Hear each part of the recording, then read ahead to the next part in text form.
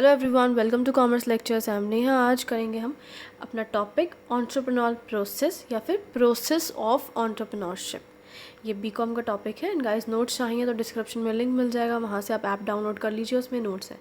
तो 5 स्टेप्स हैं इसके पूरे। सबसे पहला है आइडेंटिफिकेशन ऑफ बिजनेस अपॉर्चुनिटी। सबसे पहले बिजनेस अपॉर्चुनिटी ढूंढनी है, ठीक है। फिर एक बिज़नेस आइडिया ढूंढना है, फिर उसकी फिजिबिलिटी स्टडी करनी है, फिर बिज़नेस प्लान बनाना है, लास्ट में अपनी एंटरप्राइज़ को लॉन्च कर देना है।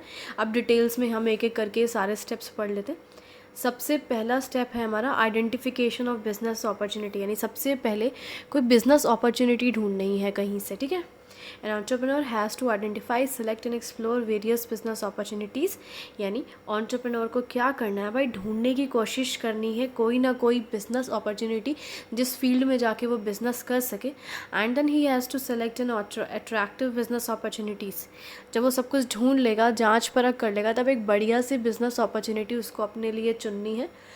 बहुत ही ज़्यादा डिफ़िकल्ट है ये टास्क, क्योंकि opportunity does not appear suddenly. एकदम से नहीं आती अपॉर्चुनिटी आपको कि आप कहीं चल रहे हो, राह चलते आपको दिमाग में कोई अपॉर्चुनिटी आ गई, आपको कहीं दिख गया, कुछ नहीं। Before selecting an opportunity has to ensure 2 things, ठीक है। जब वो सेलेक्ट कर रहा है कोई भी अपॉर्चुनिटी या किसी मौके की तलाश में है, तो उसको 2 चीज़ों का ध्यान रखना है। वो 2 चीज़ें कौन सी है? There is a good market for the product he is going to produce. यानी जो वो प्रोडक्ट बना रहा है उसकी बढ़िया सी मार्केट होनी चाहिए, मतलब उसकी डिमांड होनी चाहिए बेसिकली उस प्रोडक्ट की।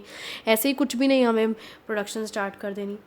सेकेंड ना, the rate of return on the investment is attractive. यानी जो भी इन्वेस्टमेंट, यानी वो पैसा लगाएगा अपने बिजनेस पे, तो उसको ये देखना है कि भाई उसका रिटर्न भी कुछ मिल रहा हो। ऐसे नहीं बिजनेस चालू कर दिया लेकिन मुनाफा इतना नहीं है उसमें, है ना।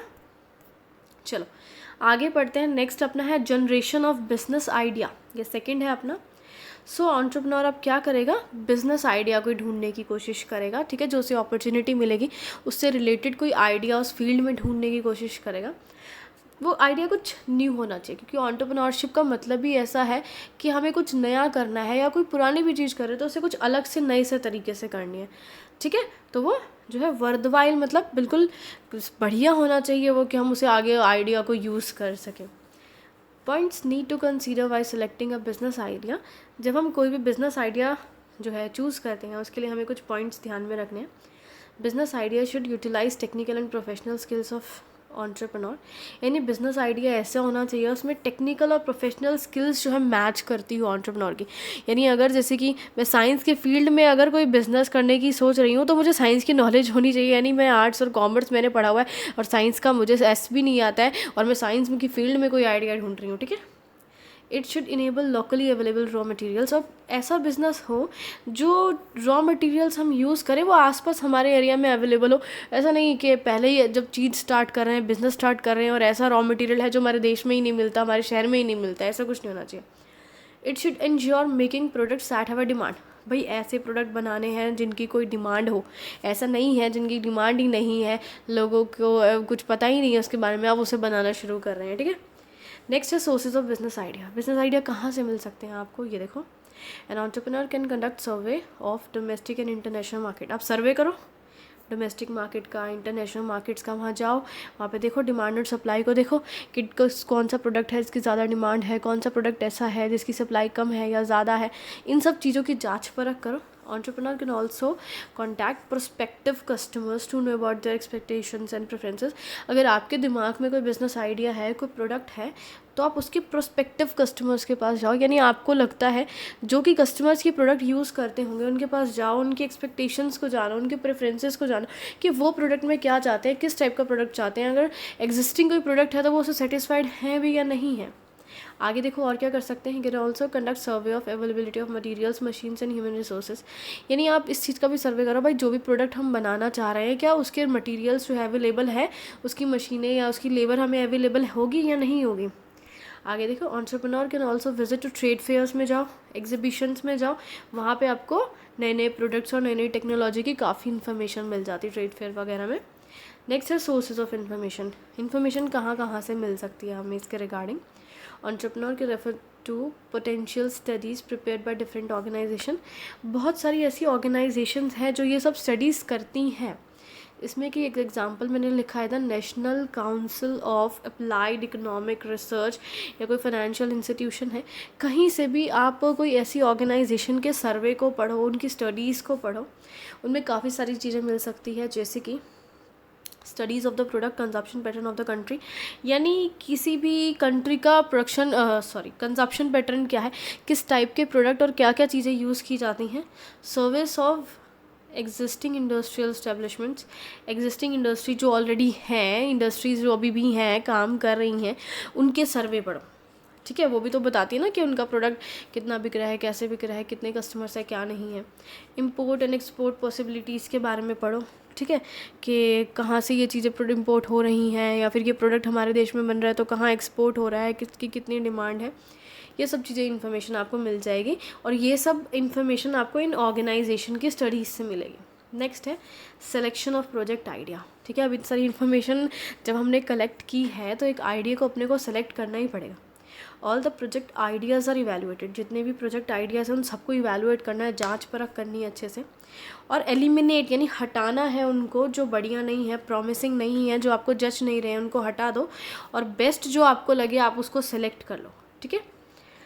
Facts to be considered while selecting the business ideas, यानी आपको किन किन चीज़ों को देखना है जब आप बिजनेस आइडिया को सेलेक्ट कर रहे हैं। It should match the capabilities and skills of entrepreneur, यानी एंटरप्रेन्योर की भाई उसके रिगार्डिंग कुछ स्किल्स होनी चाहिए। जैसे कि मैंने बताया, अगर आप साइंस के फील्ड से हो तो साइंस के रिगार्डिंग, अगर मैकेनिकल इंजीनियर हो तो उसके रिगार्डिंग, इलेक्ट्रिकल इंजीनियर हो, चाहे कुछ भी हो आप या कुछ नहीं भी हो, जिस चीज़ के बारे में आपको नॉलेज है, कुछ ऐसा ही बिजनेस आइडिया सेलेक्ट करना please. Project should be compatible with resources of enterprise, और प्रोजेक्ट ऐसा हो भाई कि हमारे पास उसके रिगार्डिंग रिसोर्सेज हों, चाहे वो रिसोर्सेज, चाहे मशीन्स हो, टूल्स हो, चाहे लैंड हो, चाहे बिल्डिंग हो, चाहे पैसा हो, ठीक है। ऐसा प्रोजेक्ट यूज़ करो, ऐसा नहीं कि आपके पास 10,000 पड़े और प्रोजेक्ट आप देख रहे हो 1 करोड़ का। इफेक्ट ऑफ एक्सटर्नल एनवायरनमेंट, हमें एक्सटर्नल एनवायरनमेंट के बारे में भी काफ़ी स्टडी करनी है। एग्जांपल जैसे मैंने लिखा, टेक्नोलॉजिकल चेंजेस काफ़ी आते हैं। Project idea should be consistent with government policies के अगेंस्ट तो नहीं है, एनवायरमेंटल रेगुलेशन के अगेंस्ट तो नहीं है, हमारे एनवायरनमेंट को उससे कुछ नुकसान तो नहीं पहुंच रहा है, ये सब चीज़ों का ध्यान रखना है। नेक्स्ट पॉइंट है हमारा फिजिबिलिटी स्टडी करनी है हमें, ठीक है। फिजिबिलिटी स्टडी क्या होती है? The purpose of feasibility study is to examine whether the project is likely to succeed और नॉट। फिजिबिलिटी स्टडी का मेन पर्पस क्या होता है, क्यों करी जाती है, ये पता लगाने के लिए की जाती है कि जो भी आप प्रोजेक्ट कर रहे हैं क्या वो सक्सीड होगा या नहीं होगा, कुछ इसके रिगार्डिंग टेस्ट किए जाते हैं। जैसे कि इसमें कई सारे किए जाते हैं test, technical, commercial, financial, socio economic, काफ़ी सारे टेस्ट हैं। सबसे पहला है टेक्निकल एस्पेक्ट, इसमें हम क्या चीज़ें चेक करते हैं।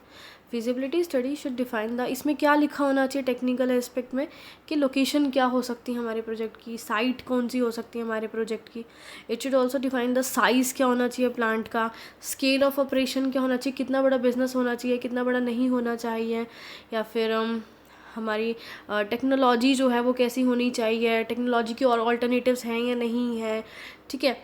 और अगर आप जैसे एफ्लुएंट्स यानी वेस्ट जो निकलता है इंडस्ट्री से, उसको आप कहाँ डिस्पोज करोगे, ये सभी चीज़ें जो है आपको कंसीडर करनी है। नेक्स्ट है कमर्शियल एस्पेक्ट, इसका क्या मतलब है, इसमें देखा जाता है कि बेसिकली हमारा प्रोडक्ट जो है वो बिकने के बाद थोड़ा बहुत प्रॉफिट अर्न करेगा या नहीं करेगा, इसके रिगार्डिंग ये टेस्ट किया जाता है। Detailed market survey and a thorough appraisal of the factors like, अच्छा मार्केट सर्वे करना है बढ़िया सा, किन किन चीज़ों को देखना है, रिसेशन तो नहीं है, इंडस्ट्रियल सिकनेस कैसी है, टेक्नोलॉजिकल चेंजेस तो नहीं है, इन सब का जो है अच्छे से सर्वे करना है, ताकि हमें कमर्शियल विएबिलिटी पता लग जाए, यानी हमें ये पता लग जाए कि हमें इस प्रोजेक्ट से कुछ प्रॉफिट अर्न होगा भी या नहीं होगा।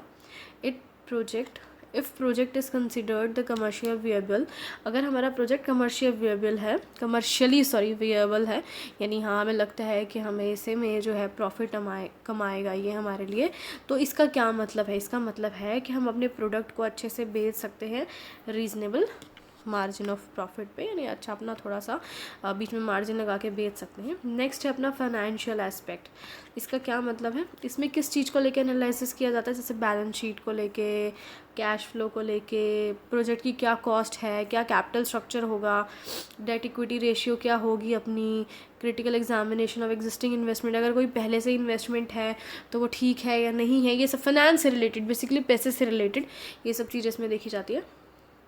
नेक्स्ट है आपका सोशियो इकोनॉमिक एस्पेक्ट, इसका क्या मतलब है, आगे इकोनॉमिकली कोई वो बेनिफिट हमें प्रोवाइड कराया जा रहा है या हमारे सोसाइटी में कुछ वेलफेयर का ऐसा कुछ काम हो रहा है उस प्रोजेक्ट से।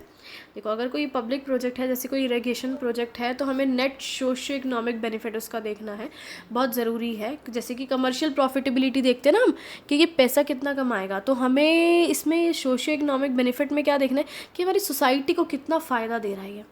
जैसे कि उसका कंट्रीब्यूशन देखना है कि सोशल ऑब्जेक्टिव्स की तरफ कितना आगे है, वो कितना बढ़ रहा है, वो एम्प्लॉयमेंट में कुछ सुधार आएगा या हेल्थ के रिगार्डिंग, ट्रांसपोर्ट, कम्युनिकेशन, कहीं से कुछ जो है ये फ़ायदा दे रहा है क्या हमारी सोसाइटी को। नेक्स्ट है प्रोजेक्ट अप्रेजल। इसका क्या मतलब है, cost and benefit analysis of different aspects of project. यानी देखना है कि हम जो भी अपना प्रोजेक्ट कर रहे हैं, क्या उसमें हम जितना कॉस्ट लगा रहे हैं उसके रिगार्डिंग हमें कुछ बेनिफिट भी मिल रहा है या नहीं मिल रहा है, इस चीज़ को चेक करना। ये कब किया जाता है, before the project is implemented, यानी प्रोजेक्ट करने से पहले चेक किया जाता है कि क्या इसमें हम जितना खर्चा कर रहे हैं हमें उतने प्रॉफिट होने के चांसेस हैं। On the basis of this the project is recommended for selection और रिजेक्शन। और जब हम इसे कर लेते हैं तब हम बताते हैं कि प्रोडक्ट हाँ हमने जो है सेलेक्ट किया है या रिजेक्ट किया है, इसी स्टडी को करने के बाद।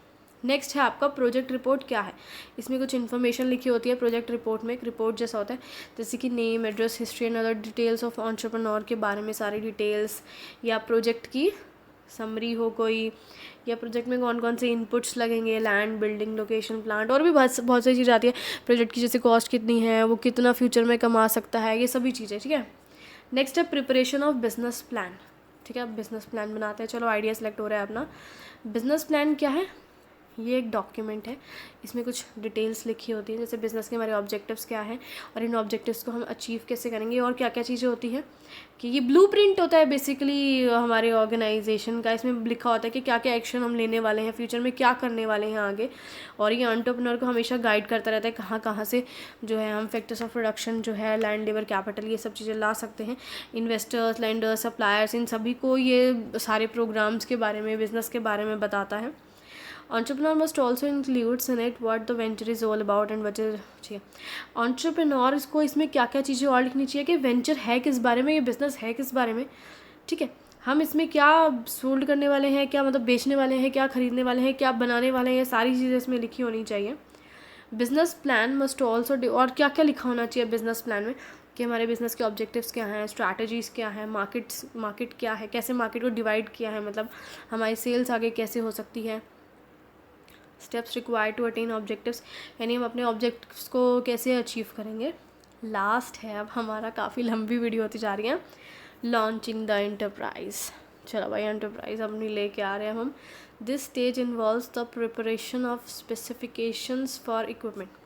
इसमें क्या क्या चीज़ें होती है, काफ़ी सारी प्रिपरेशन करी जाती है अपनी ऑर्गेनाइजेशन एंटरप्राइज लॉन्च करने के लिए।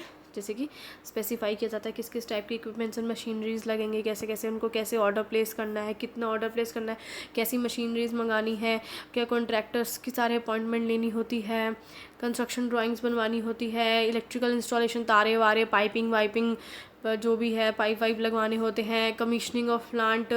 ठीक है, ये सारी चीज़ें जो है इसमें इन्वॉल्व होती है लॉन्चिंग द एंटरप्राइज, यानी एंटरप्राइज स्टार्ट करने के लिए जो हम चीज़ें करते हैं वो ये सभी इसमें आती है। इसके साथ इतना बड़ा ये वीडियो ख़त्म हो रहा है। Thank you for watching this video.